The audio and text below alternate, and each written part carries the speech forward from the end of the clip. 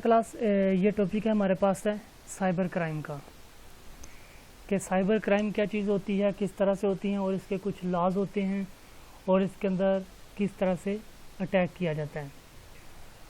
अब cyber crime basically हमारे पास होता क्या है। साइबर क्राइम हमारे पास इंटरनेट के ऊपर ऑनलाइन हम कोई भी क्राइम करें, जुर्म करें, तो वो हमारे पास आ जाता है साइबर क्राइम के अंदर।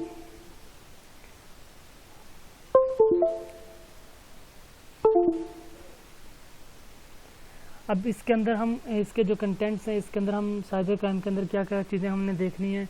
सबसे पहले आएगा हमारे पास इंट्रोडक्शन, उसके बाद इसकी definition, history, categories, types, cyber laws, prevention और कंक्लूजन। अब सबसे पहले हम देखते हैं इंट्रोडक्शन। कंप्यूटर क्राइम्स और cyber crimes is criminal activity that involves unlawful access to computer systems. अब कंप्यूटर क्राइम और साइबर क्राइम हमारे पास एक ऐसा जुर्म है जो हम करते हैं, इन्वॉल्व्स अनलॉफुल, गैर कानूनी कंप्यूटर को एक्सेस करते हैं, गैर कानूनी, अनलॉफुल, गैर कानूनी एक्सेस टू कंप्यूटर सिस्टम। किसी भी कंप्यूटर सिस्टम को हम गैर कानूनी तौर पे एक्सेस करते हैं या कंट्रोल करते हैं। Cyber crime is an illegal activity committed on the internet. अब ये हमारे पास एक इलीगल एक्टिविटी, इलीगल काम है जो हम इंटरनेट के ऊपर करते हैं। अब यहाँ पे आ जाएगी हमारे पास इसकी डेफिनेशन। डेफिनेशन के अंदर क्या चीज़ है? Crime committed using a computer and the internet to steal data और इंफॉर्मेशन। कि हम कोई भी जुर्म कंप्यूटर को यूज़ करते हुए इंटरनेट के ऊपर करें। अब उसके अंदर क्या आ जाएगा कि हम किसी का डाटा चोरी कर रहे हैं या किसी की इंफॉर्मेशन को चोरी कर रहे हैं। अब ये आ जाएगा हमारे पास क्राइम।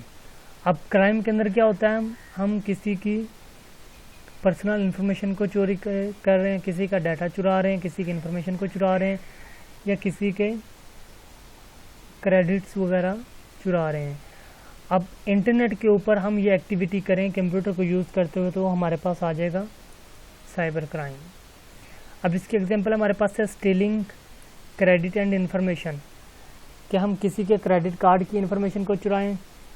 उसके बाद है ब्रेकिंग इनटू गवर्नमेंट वेबसाइट्स, और उसके अलावा जो हमारे पास गवर्नमेंट की वेबसाइट्स हैं हम उनको हैक करें, उनको ब्रेक करें, उनको स्टील करें, चोरी करें।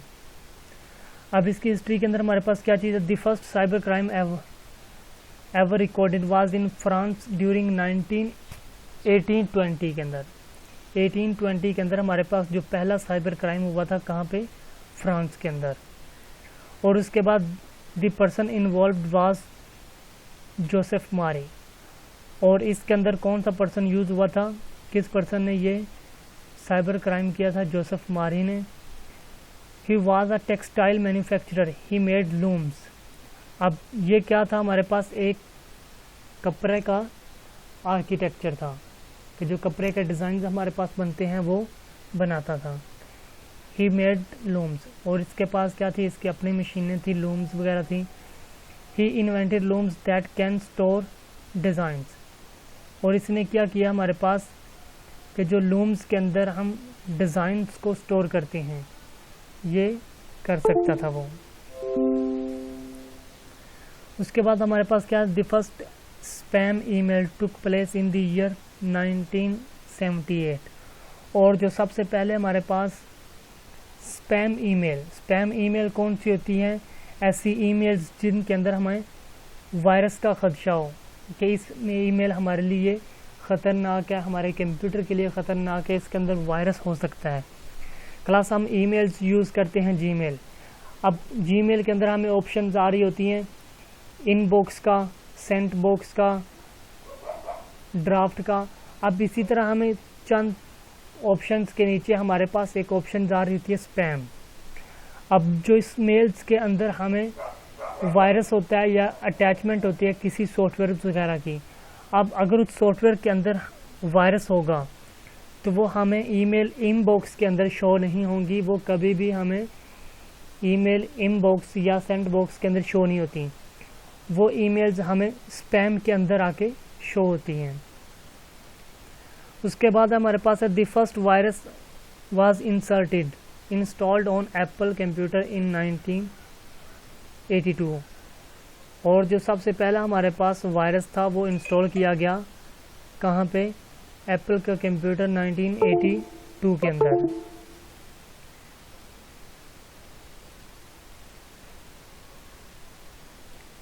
अब उसके बाद हमारे पास क्या है, categories of cyber crime. The computer as a target using a computer to attack other computers. अब इसकी कैटेगरीज के अंदर क्या आ जाता है हमारे पास,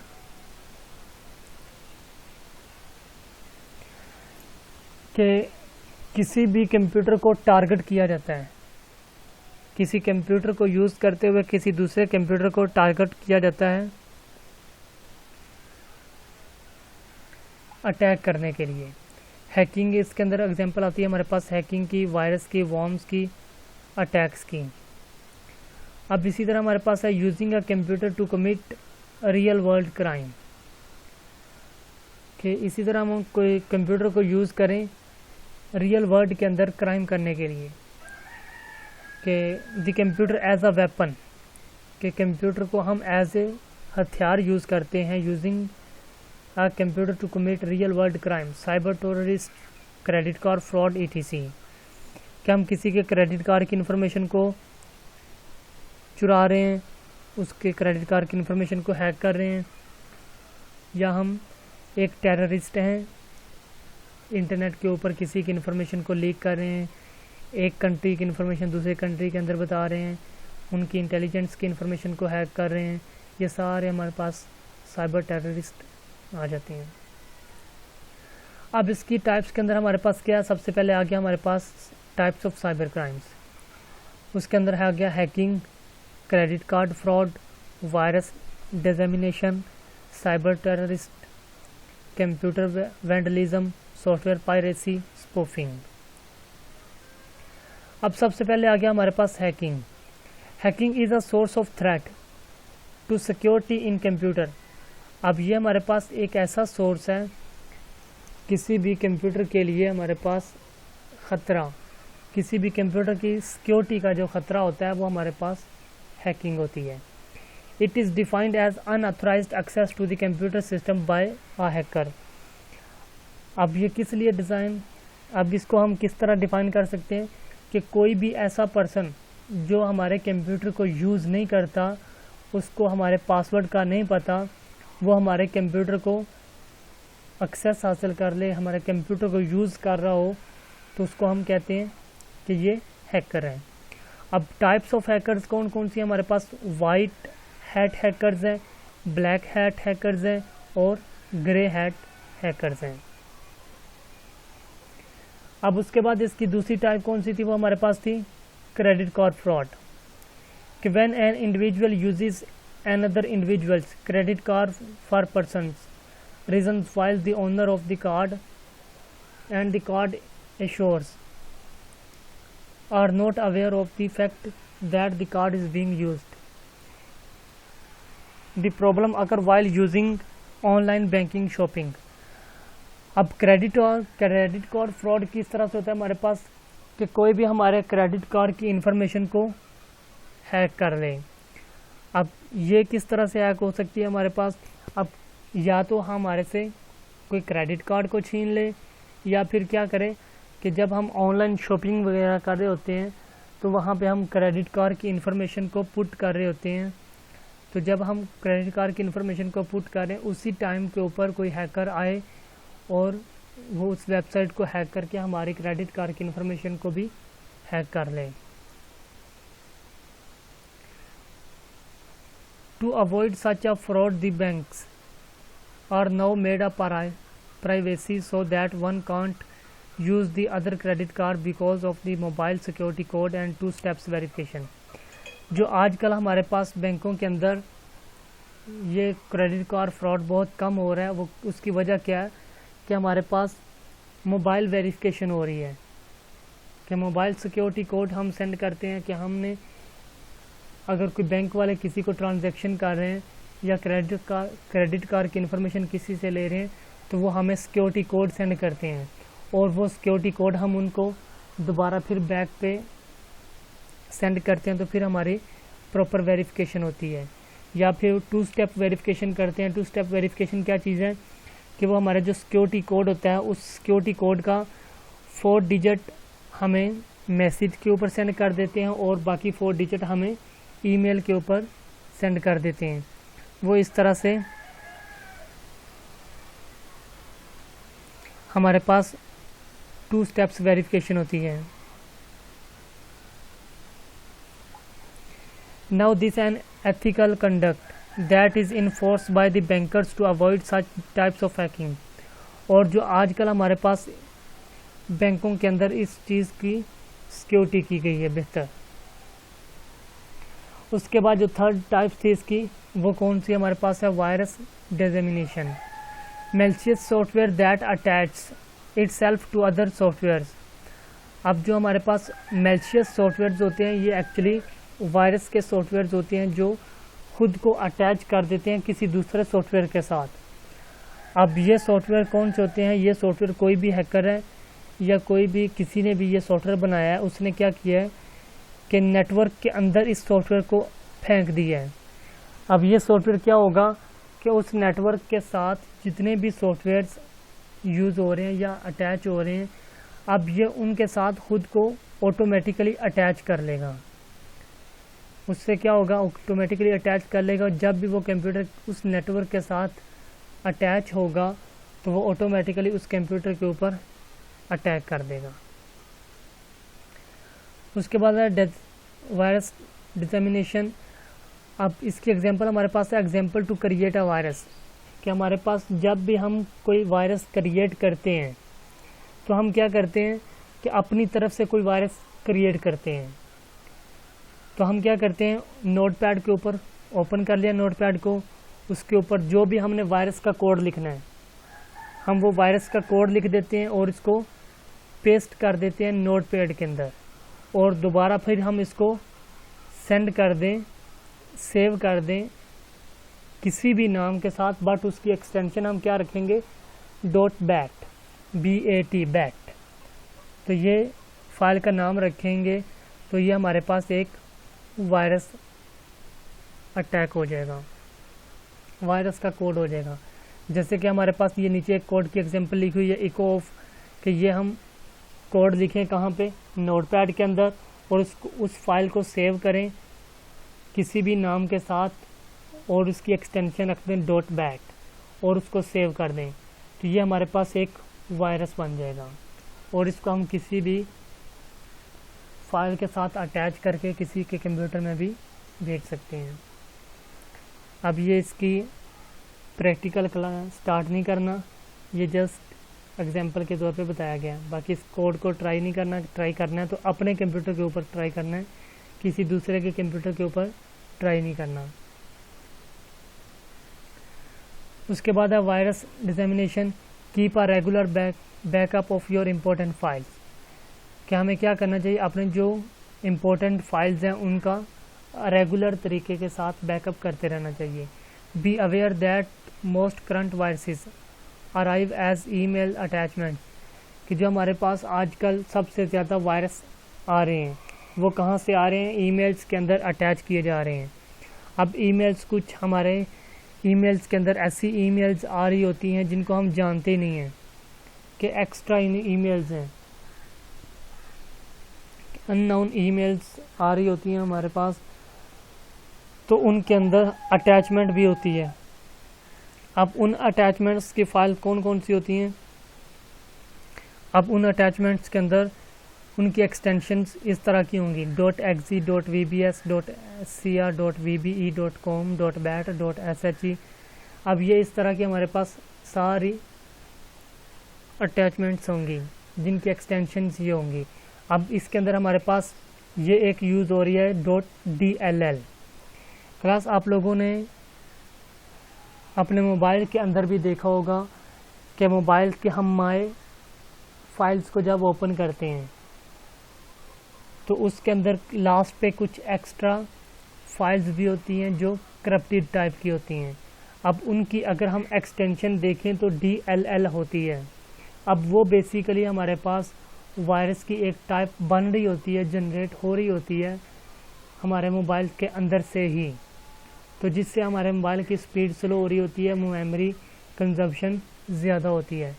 तो हमें क्या करते रहना चाहिए कि अपने मोबाइल की जो माई फाइल्स का ऑप्शन है उसको ओपन करके जो इस तरह की अननोन फाइल्स हैं उनको डिलीट करते रहना चाहिए।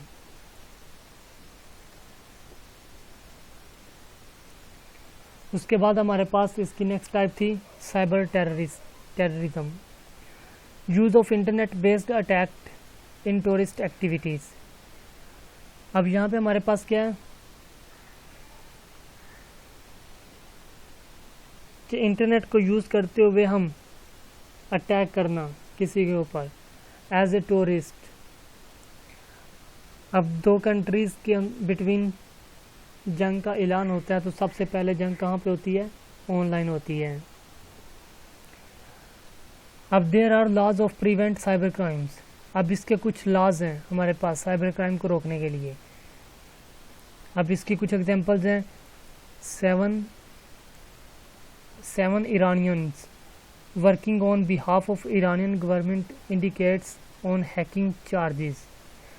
अब 7 लोग हैं ईरान के, वो क्या करते हैं, वो सेल्फ तौर पे ईरानियन गवर्नमेंट के तौर पे काम कर रहे हैं, एज ए ईरानियन गवर्नमेंट के तौर पे काम कर रहे हैं, हैकिंग कर रहे हैं, और जो वो हैकिंग करते हैं उनको उसके बाकायदा चार्जेस मिलते हैं क्योंकि उनकी गवर्नमेंट उनसे खुद करवा रही है।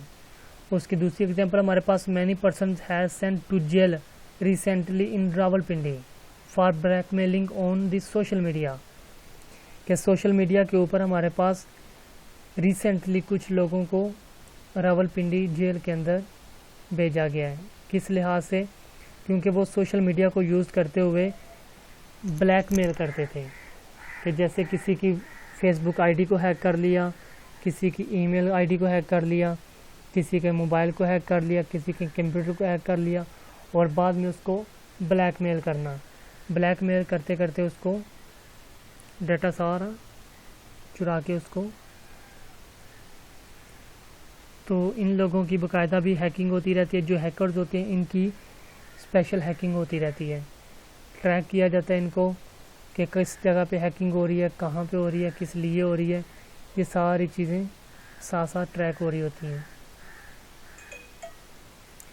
उसके बाद हमारे पास है कंप्यूटर वैंडलिज्म। अब कंप्यूटर वैंडलिज्म के अंदर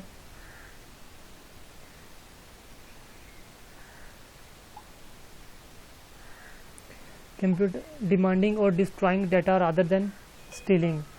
क्या हम किसी के कंप्यूटर से डाटा ना तो चुरा रहे हैं ना ही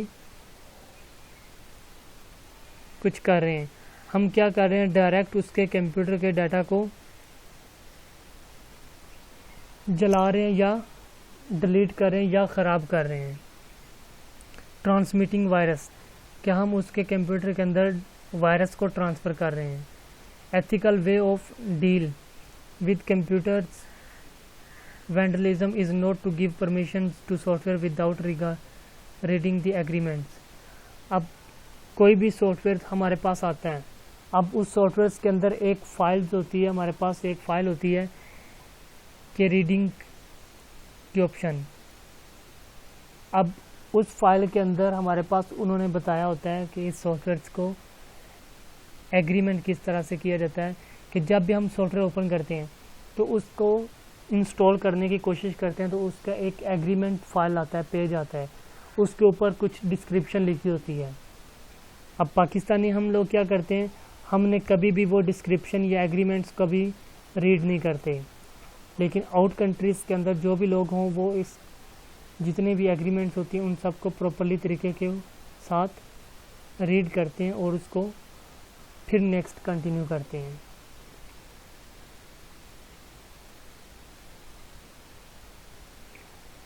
अब उसके बाद हमारे पास इसके एग्जांपल्स हैं कुछ। Write the following code in the notepad exactly as it says, कि हमारे पास ये जो लिखा हुआ है 01 बाइनरी के अंदर कोड है, इस कोड की एग्जांपल लिखी हुई है, इसको same as it copy paste करना है, कहाँ पे, नोटपैड के अंदर। और इसको सेव करना है किसी भी नाम से, और इसकी एक्सटेंशन रखनी है .exe, और उसके बाद इसको रन करना है। और फिर क्या होता है ये आप लोगों को पता चल जाएगा, ट्राई करके देखना क्लास। और नीचे लिखा हुआ don't try this at your friends laptop, it's just for information purpose, ठीक है। और उसके बाद हमारे पास है software piracy, theft of software thoughts the illegal copying of genuine programmes.